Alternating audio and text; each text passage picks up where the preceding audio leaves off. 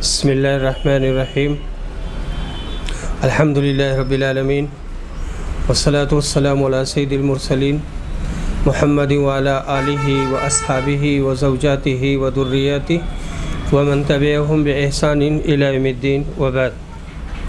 ناظرین السلام علیکم ورحمۃ اللہ وبرکاتہ۔ باب قول اللہ عز وجل وَهُوَ الَّذِي خَلَقَ السَّمَاوَاتِ وَالْأَرْضَ بِالْحَقِّ۔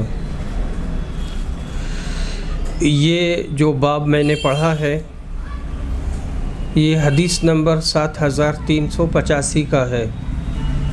پیچھے ایک درس تکرار کے ساتھ میں نے پیش کیا ہے، وہ مجھ سے بھول ہو گئی، اس لیے میں معذرت چاہتا ہوں۔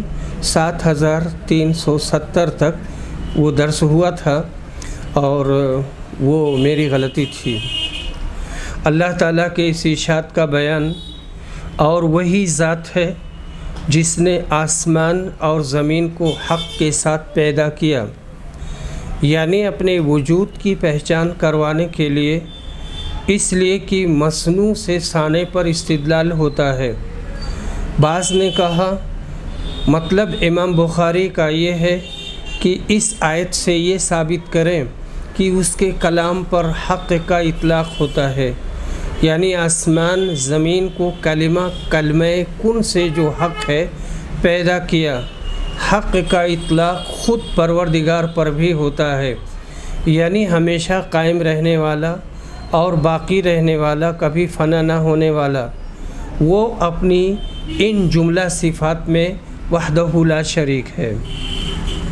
حدیث نمبر 7385 ابن عباس روایت کرتے ہیں کہ نبی صلی اللہ علیہ وسلم رات میں یہ دعا پڑھا کرتے تھے: اے اللہ، تیرے ہی لیے تعریف ہے، تو آسمان و زمین کا مالک ہے، حمد تیرے لیے ہی ہے، تو آسمان و زمین کا قائم کرنے والا ہے اور ان سب کا جو ان میں ہے، تیرے ہی لیے حمد ہے، تو آسمان و زمین کا نور ہے، تیرا قول حق ہے اور تیرا وعدہ سچ ہے اور تیری ملاقات سچ ہے، جنت سچ ہے اور دوزخ حق ہے اور قیامت سچ ہے۔ اے اللہ، میں نے تیرے ہی سامنے سر جھکا دیا، میں تجھ ہی پر ایمان لایا، میں نے تیرے ہی اوپر بھروسہ کیا اور تیری ہی طرف رجوع کیا، میں نے تیری ہی مدد کے ساتھ مقابلہ کیا اور میں تجھی سے انصاف کا طلبگار ہوں۔ پس تو میری مغفرت کر ان تمام گناہوں میں جو میں پہلے کر چکا ہوں اور جو بعد میں مجھ سے صادر ہوں، جو میں نے چھپا رکھے ہیں اور جن کا میں نے اظہار کیا ہے۔ تو ہی میرا معبود ہے اور تیرے سوا اور کوئی معبود نہیں۔ اور ہم سے ثابت بن محمد نے بیان کیا اور کہا، ہم سے سفیان ثوری نے پھر یہی حدیث بیان کی اور اس میں یوں ہے: تو حق ہے اور تیرا کلام حق ہے۔ باب اور حدیث میں مطابقت یہ ہے کہ اللہ پاک پر لفظ حق کا اطلاق درست ہے۔ باب و قولہ وکان اللہ سمیعا بصیرا، اللہ کے اس ارشاد کا بیان، اور اللہ بہت سننے والا، دیکھنے والا ہے۔ اعمش تمیم سے اور وہ عروہ سے، وہ عائشہ سے روایت کرتے ہیں، کہتے ہیں کہ ساری حمد اسی اللہ کے لیے سزاوار ہیں جو تمام آوازوں کو سنتا ہے۔ پھر خولہ بنت ثعلبہ کا قصہ بیان کیا تو اس پر اللہ تعالیٰ نے یہ آیت نازل کی۔ اللہ تعالیٰ نے اس کی بات سن لی جو آپ سے اپنے شوہر کے بارے میں جھگڑا کرتی تھی۔ حدیث نمبر 7386 ابو موسیٰ اشعری روایت کرتے ہیں، کہتے ہیں کہ ہم نبی صلی اللہ علیہ وسلم کے ساتھ ایک سفر میں تھے، اور جب ہم بلندی پر چڑھتے تو زور سے چلا کر تکبیر کہتے۔ اس پر نبی صلی اللہ علیہ وسلم نے کہا، لوگو اپنے اوپر رحم کرو، اللہ بہرا نہیں ہے اور نہ وہ کہیں دور ہے، تم ایک سننے بہت واقف کار اور قریب رہنے والے ذات کو پکارتے ہو اور بلاتے ہو۔ پھر نبی صلی اللہ علیہ وسلم میرے پاس آئے، میں اس وقت دل میں لا حول ولا قوت الا باللہ کہہ رہا تھا۔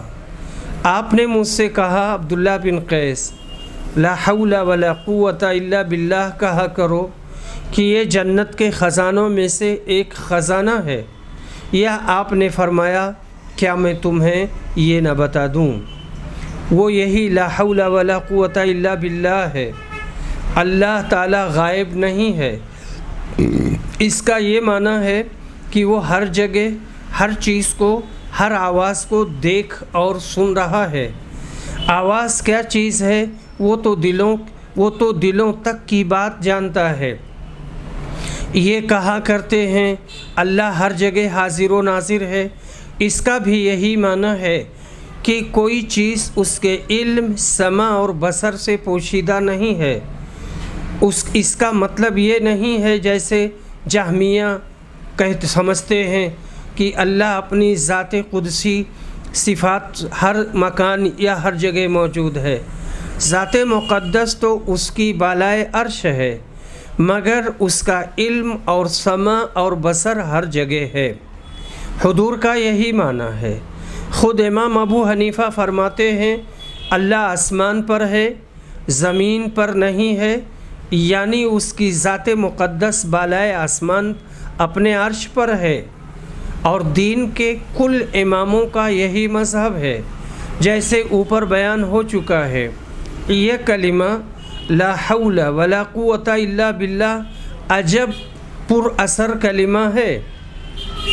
اللہ تعالیٰ نے اس کلمے میں یہ اثر رکھا ہے کہ جو کوئی اس کو ہمیشہ پڑھا کرے وہ ہر شر سے محفوظ رہتا ہے۔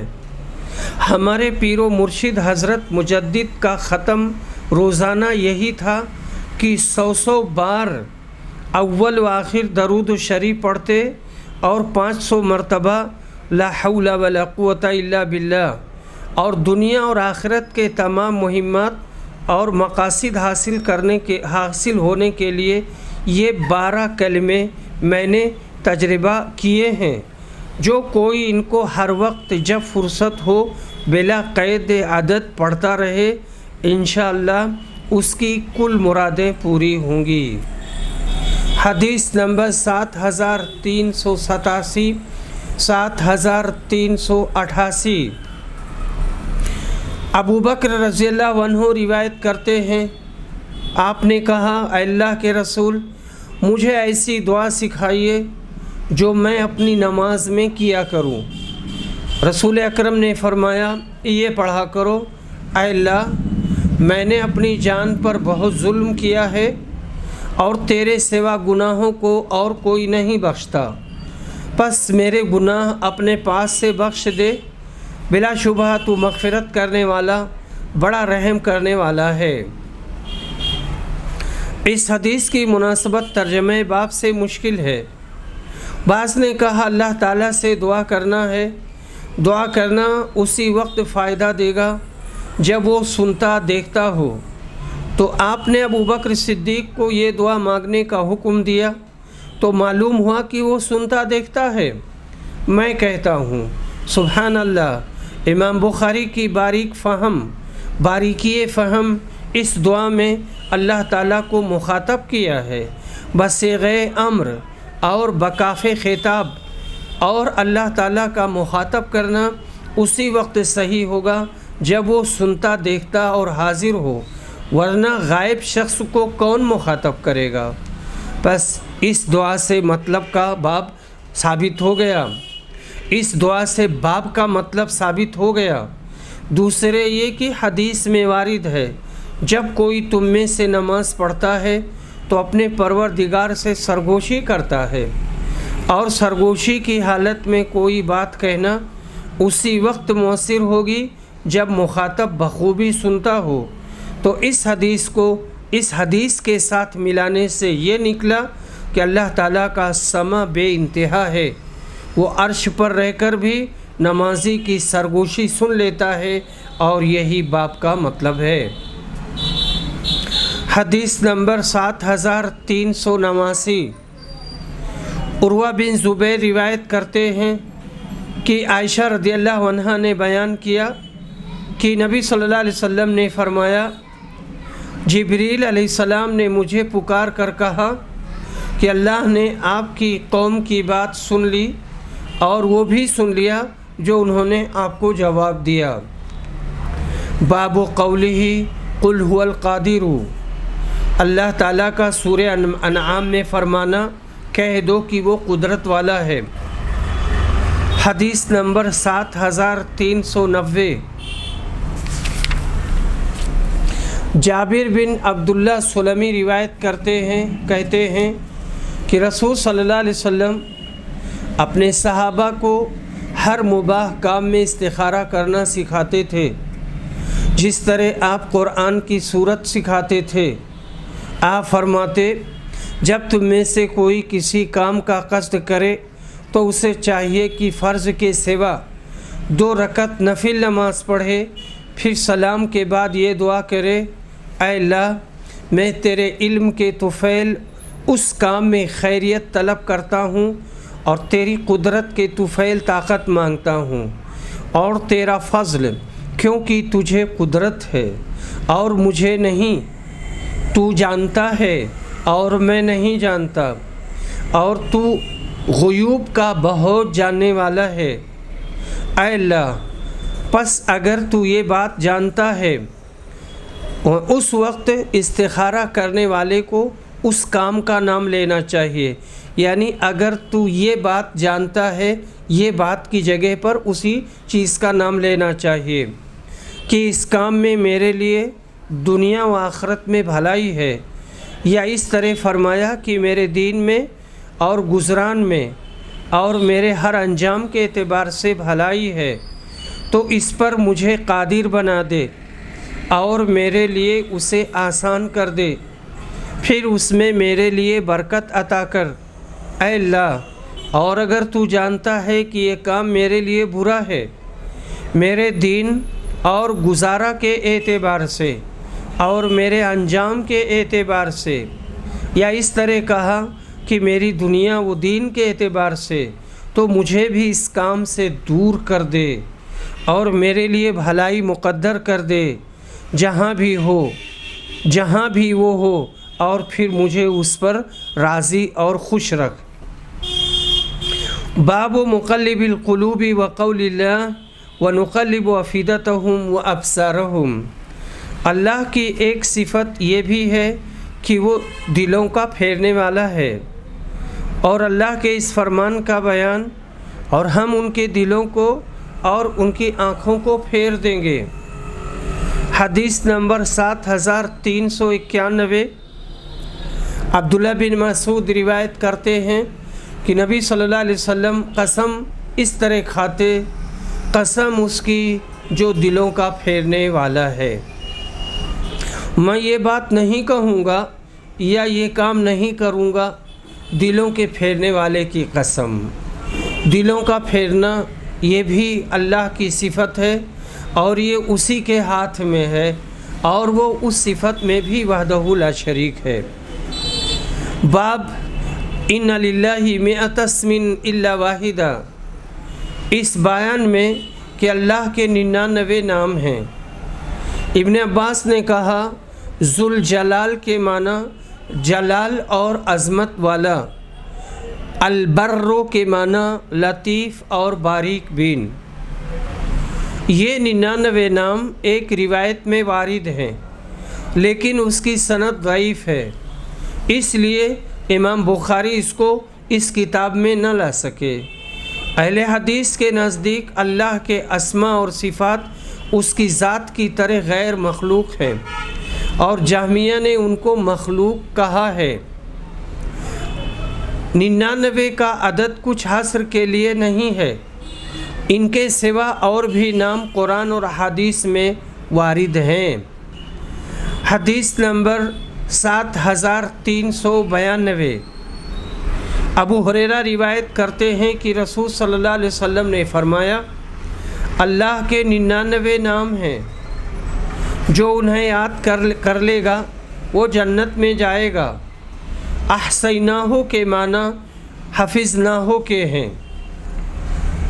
سورہ یاسین کی آیت وَكُلُّ شَيْءٍ أَحْصَيْنَاهُ فِي إِمَامٍ مُبِينٍ میں یہ لفظ وارد ہوا ہے۔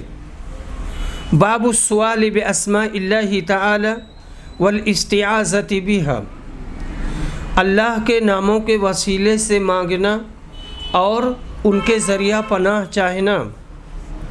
یہ باب لا کر امام بخاری رحمہ اللہ نے اہل حدیث کا مذہب ثابت کیا کہ اسم عین مسمى ہے اور مسمى کی طرح غیر مخلوق ہے، اور جہمیوں کا رد کیا، کیونکہ اگر اسم مخلوق ہوتا اور مسمى کا غیر ہوتا تو غیر اللہ سے مانگنا اور غیر اللہ سے پناہ چاہنا کیوں کر جائز ہو سکتا ہے۔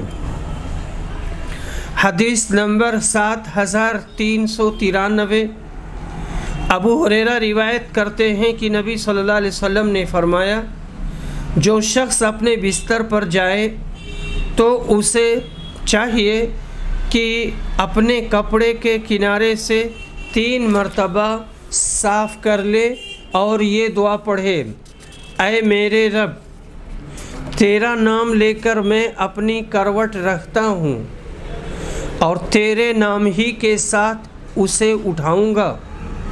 اگر تو نے میری جان کو باقی رکھا تو اسے معاف کرنا، اور اگر اسے اپنی طرف سوتے ہی میں اٹھا لیا تو اس کی حفاظت اس طرح کرنا جس طرح تو اپنے نیکوکار بندوں کی حفاظت کرتا ہے۔ حدیث نمبر 7394 حذیفہ بن یمان روایت کرتے ہیں کہ نبی صلی اللہ علیہ وسلم جب اپنے بستر پر لیٹتے تو یہ دعا کرتے، اے اللہ، تیرے نام کے ساتھ زندہ ہوں اور اسی کے ساتھ مروں گا۔ اور جب صبح ہوتی تو یہ دعا کرتے، تمام تعریف اس اللہ کے لیے ہے جس نے اس کے بعد زندہ کیا کہ ہم مر چکے تھے اور اسی کی طرف اٹھ کر جانا ہے۔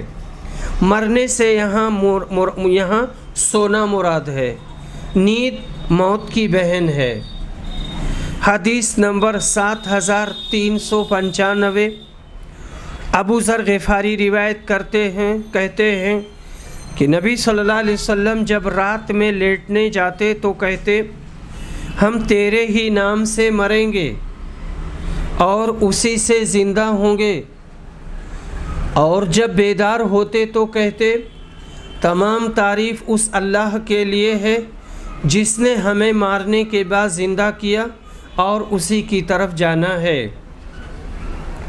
حدیث نمبر 7396 ابن عباس روایت کرتے ہیں کہ رسول صلی اللہ علیہ وسلم نے فرمایا، جب تم میں سے کوئی اپنی بیوی کے پاس جانے کا ارادہ کرے اور یہ دعا پڑھ لے، شروع اللہ کے نام سے، اے اللہ، ہمیں شیطان سے دور رکھنا اور تو جو بچہ عطا کرے اسے بھی شیطان سے دور رکھنا، تو اسی صحبت میں ان دونوں سے کوئی بچہ نصیب ہوا تو شیطان اسے کبھی نقصان نہیں پہنچا سکے گا۔ بوقت جمعہ بھی اللہ کے نام کے ساتھ برکت طلب کرنا ثابت ہوا، یہی باب سے مطابقت ہے۔ حدیث نمبر 7397 عدی بن حاتم روایت کرتے ہیں کہ میں نے نبی صلی اللہ علیہ وسلم سے پوچھا کہ میں اپنے سدھائے ہوئے کتے کو شکار کے لیے چھوڑتا ہوں۔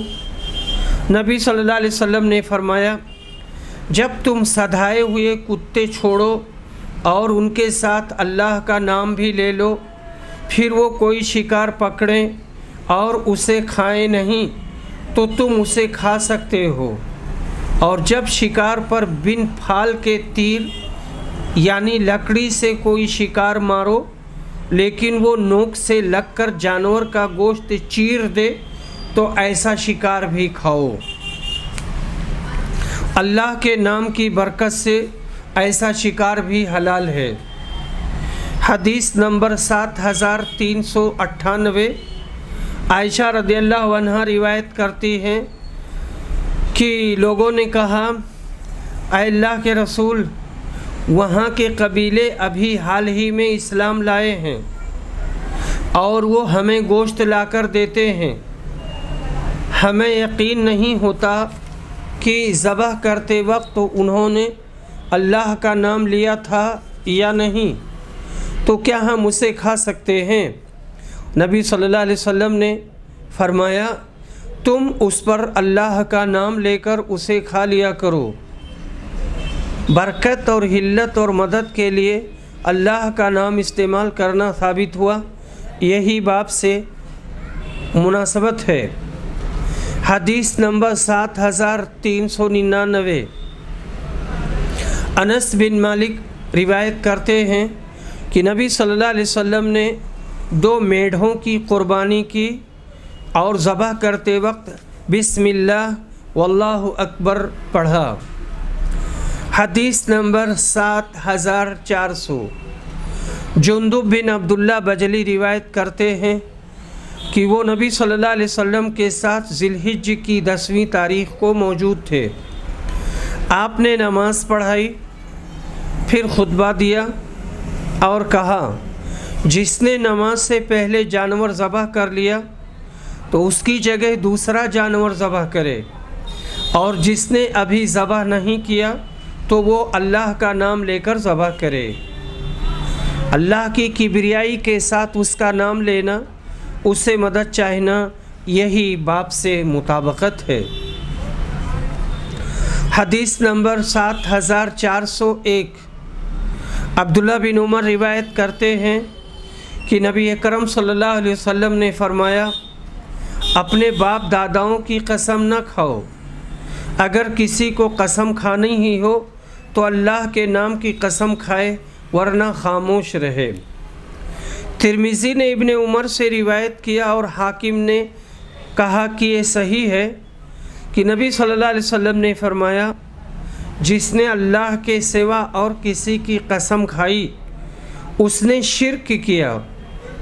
इस बाब में नबी सल्लल्लाहु अलैहि वसल्लम इस बाब में नबी करीम इमाम बुखारी ने मुतादिद अहादीस लाकर ये साबित किया कि इसमें मुसम्मा का आइन है। अगर गैर होता तो ना उस इसम से मदद ली जाती, ना इसम पर ज़बह करना जायज़ होता, ना इसम पर कुत्ता शिकार के लिए छोड़ा जाता। अला हज़ल क़ियास।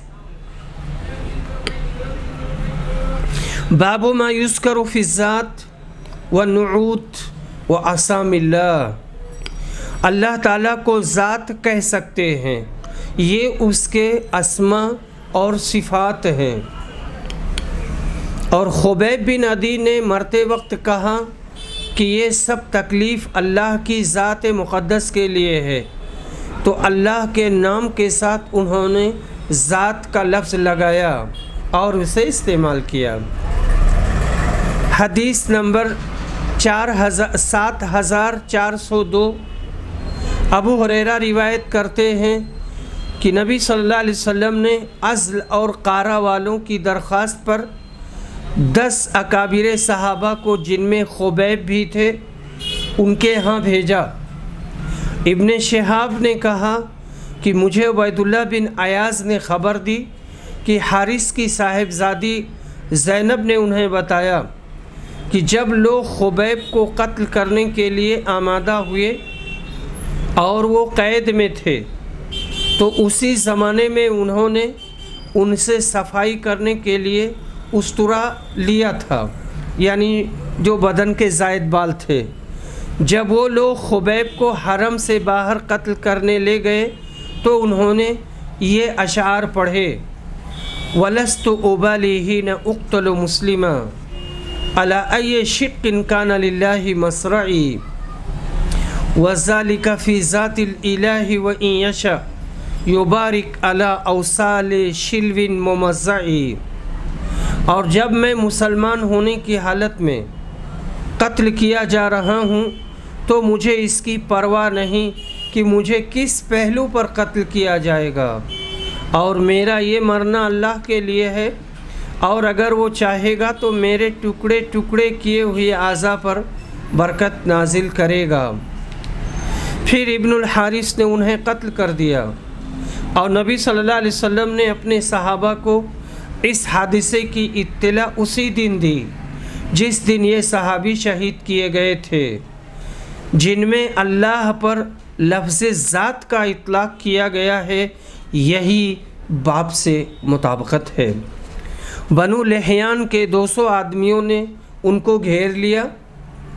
7 बुज़ुर्ग शहीद हो गए, 3 को कैद करके ले चले। उन्हीं में हज़रत खुबैब भी थे, जिन्हें बनु हारिस ने ख़रीद लिया और एक मुद्दत तक उनको कैद रखकर कत्ल किया। बाब क़ौलिल्लाह व युहज़्ज़िरुकुमुल्लाहु नफ़्सा, अल्लाह के इस फरमान का बयान। और अल्लाह अपनी ज़ात से तुम्हें डराता है। और अल्लाह ताला का इरशाद सूरह माइदा में, ये ईसा अलैहिस्सलाम के अल्फाज में, और ऐ अल्लाह तू वो जानता है जो मेरे नफ्स में है, लेकिन मैं वो नहीं जानता जो तेरे नफ्स में है। अल्लाह पर उसके नफ्स का इतलाक़ हुआ जो नस्से सरी है, लिहाजा तावील नाजायज़ है। हदीस नंबर 7403। अब्दुल्ला बिन मसूद रिवायत करते हैं कि नबी सल्लल्लाहु अलैहि वसल्लम ने फरमाया, कोई भी अल्लाह से ज़्यादा गैरतमंद नहीं, और इसीलिए उसने फ़वाहिश को हराम करार दिया है, और अल्लाह से ज़्यादा कोई तारीफ़ का पसंद करने वाला नहीं। अल्लाह ताला सबसे ज़्यादा तारीफ़ पसंद करने वाला है। आदमी के लिए ये ऐब है कि अपनी तारीफ़ पसंद करे, लेकिन परवरदिगार के हक़ में ये ऐब नहीं है, क्योंकि वो तारीफ़ के सज़ावार है।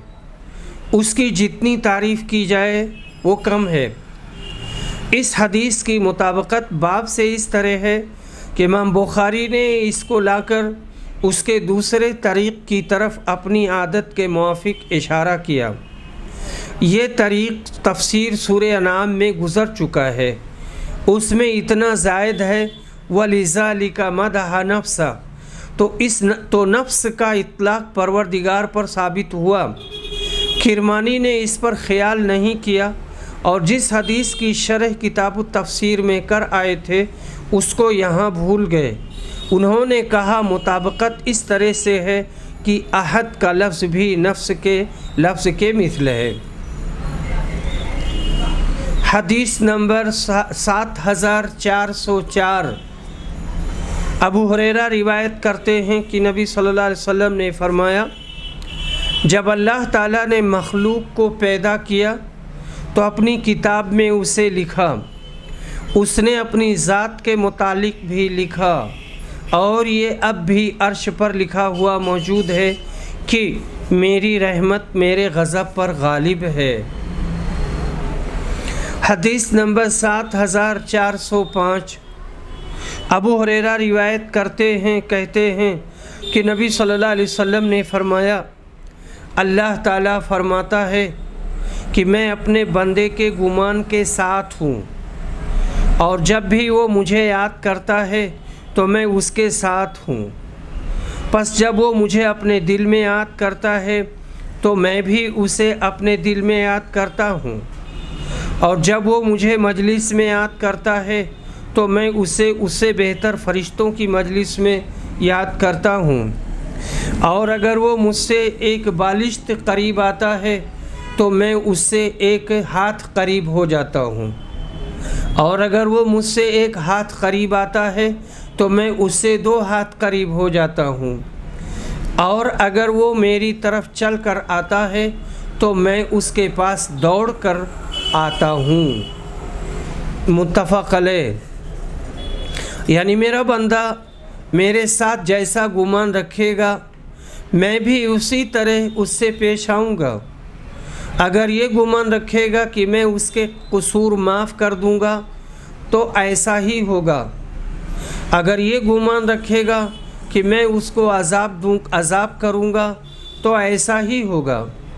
حدیث سے یہ نکلا کہ رجا کا جانب بندے میں غالب ہونا چاہیے، رجا یعنی امید، اور پروردگار کے ساتھ نیک گمان رکھنا چاہیے۔ اگر گناہ بہت ہیں تو بھی یہ خیال رکھے کہ وہ غفور اور رحیم ہے، اس کی رحمت سے مایوس نہ ہوں۔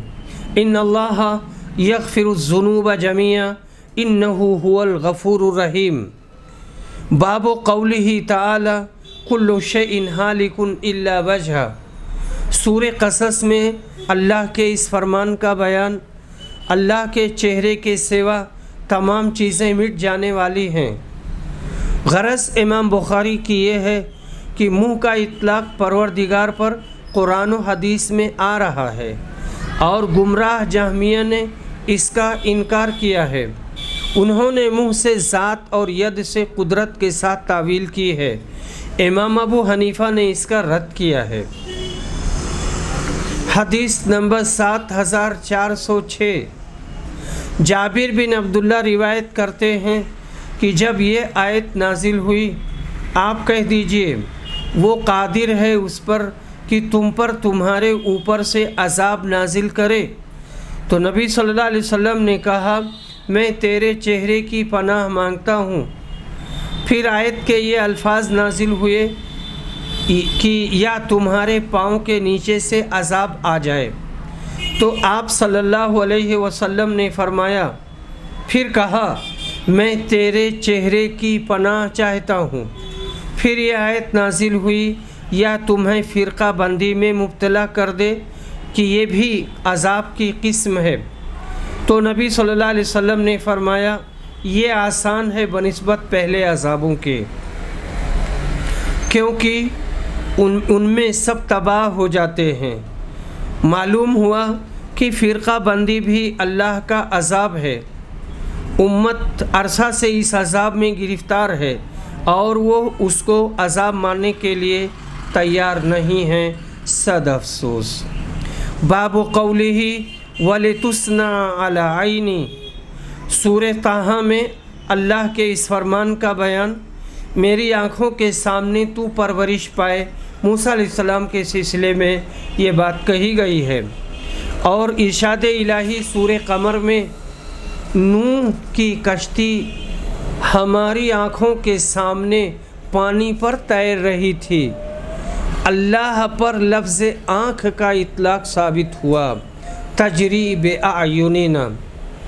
حدیث نمبر 7407۔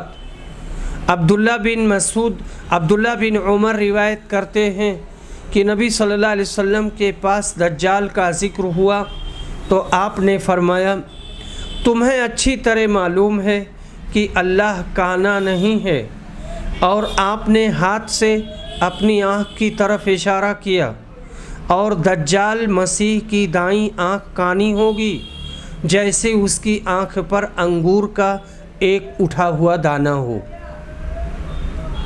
ثابت ہوا کہ اس کی شان کے مطابق اس کی آنکھ ہے اور وہ بے عیب ہے جس کی تعویل جائز نہیں۔ حدیث نمبر 7408۔ انس بن مالک انصاری روایت کرتے ہیں، ان سے نبی صلی اللہ علیہ وسلم نے فرمایا اللہ نے جتنے بھی نبی بھیجے ان سب نے جھوٹے کانے دجال سے اپنی قوم کو ڈرایا۔ وہ دجال کانا ہوگا اور تمہارا رب آنکھوں والا ہے، کانا نہیں ہے۔ اس دجال کی دونوں آنکھوں کے درمیان لکھا ہوا ہوگا کافر۔ یہ مسیح دجال کا حال ہے جو دجال حقیقی ہوگا۔ باقی مجازی دجال مولویوں، پیروں، اماموں کی شکل میں آ کر امت کو گمراہ کرتے رہیں گے، جیسا کہ حدیث میں ثلاثون دجالون کذابون کے الفاظ آئے ہیں، یعنی 30 جھوٹے مدعی ہوں گے نبوت کے اور یہ 30 ہی نہیں ہوں گے بلکہ بہت زیادہ ہیں، لیکن یہ بہت زیادہ مؤثر ہوں گے، ان کا اثر زیادہ ہوگا۔ حدیث میں اللہ کی بے عیب آنکھ کا ذکر آیا، یہی باب سے مطابقت ہے۔ باب قول اللہ هو اللہ الخالق البارئ المصور، سورہ حشر میں اللہ کے اس فرمان کا بیان۔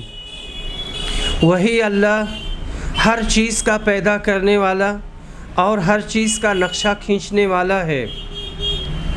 حدیث نمبر 7409، ابو سعید خدری روایت کرتے ہیں کہ غزوہ بنی مستلق میں انہیں وادیاں غنیمت میں ملیں تو انہوں نے چاہا کہ ان سے ہم بستری کریں، لیکن حمل نہ ٹھہرے۔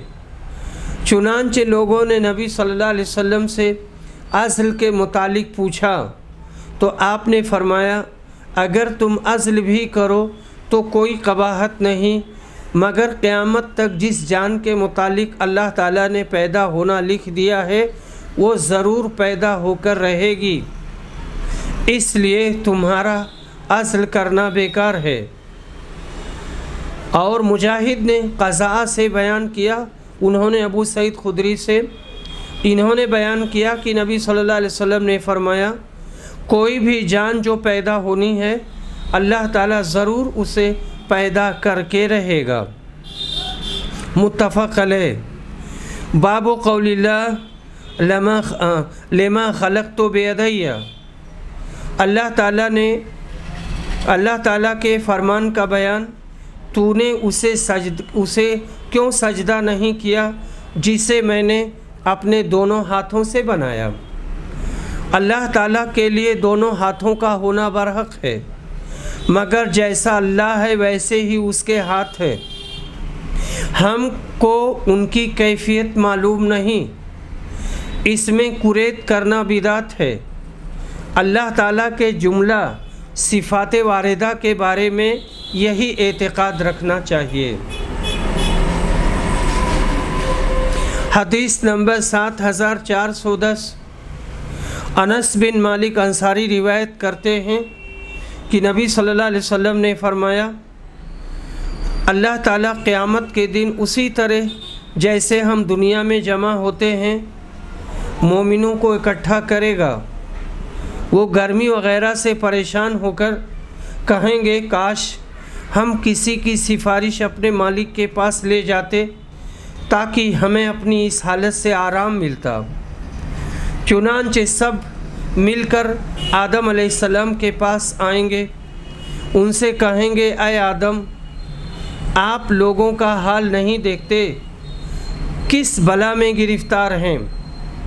آپ کو اللہ تعالیٰ نے خاص اپنے ہاتھ سے بنایا اور فرشتوں سے آپ کو سجدہ کرایا اور ہر چیز کے نام آپ کو بتائے، ہر لغت میں بولنا بات کرنا سکھایا، کچھ سفارش کیجئے تاکہ ہم کو اس جگہ سے نجات ہو کر آرام ملے۔ کہیں گے، میں اس لائق نہیں۔ ان کو وہ گناہ یاد آ جائے گا جو انہوں نے کیا تھا، یعنی ممنوع درخت کا پھل کھانا۔ مگر تم لوگ ایسا کرو، نوح علیہ السلام کے پاس جاؤ، وہ پہلے پیغمبر ہیں جن کو اللہ نے زمین والوں کی طرف بھیجا تھا۔ آخر وہ لوگ نوح علیہ السلام کے پاس جائیں گے، وہ بھی یہی جواب دیں گے، میں اس لائق نہیں۔ اپنی خطا جو انہوں نے دنیا میں کی تھی یاد کریں گے اور کہیں گے، تم لوگ ایسا کرو، ابراہیم پیغمبر کے پاس جاؤ جو اللہ کے خلیل ہیں، ان کے پاس وہ جائیں گے، وہ بھی اپنی خطائیں یاد کریں گے، میں اس لائق نہیں، لہٰذا تم موسیٰ پیغمبر کے پاس جاؤ، اللہ نے ان کو تورات عنایت فرمائی، ان سے بول کر باتیں کی۔ یہ لوگ موسیٰ علیہ السلام کے پاس آئیں گے، وہ بھی یہی کہیں گے، میں اس لائق نہیں، اپنی خطا جو انہوں نے دنیا میں کی تھی یاد کریں گے۔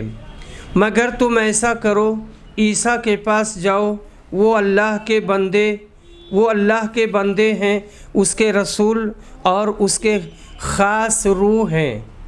یہ لوگ عیسیٰ علیہ السلام کے پاس آئیں گے، وہ کہیں گے میں اس لائق نہیں، لہٰذا تم ایسا کرو، محمد صلی اللہ علیہ وسلم کے پاس جاؤ، وہ اللہ کے ایسے بندے ہیں جن کی اگلی پچھلی خطائیں سب بخش دی گئی ہیں۔